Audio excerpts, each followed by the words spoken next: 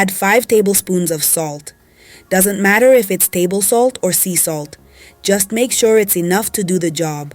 Next, grab a tube of toothpaste.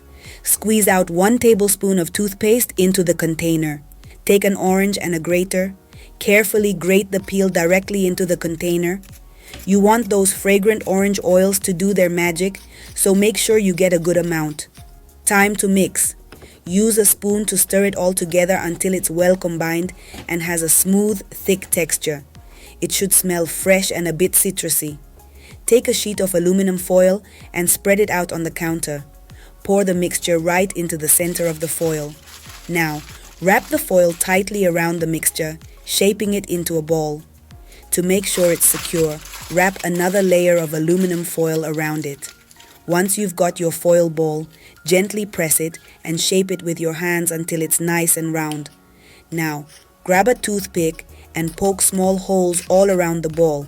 Let's face it, ants, flies, and other insects always seem to find their way into our homes, especially during the warmer months.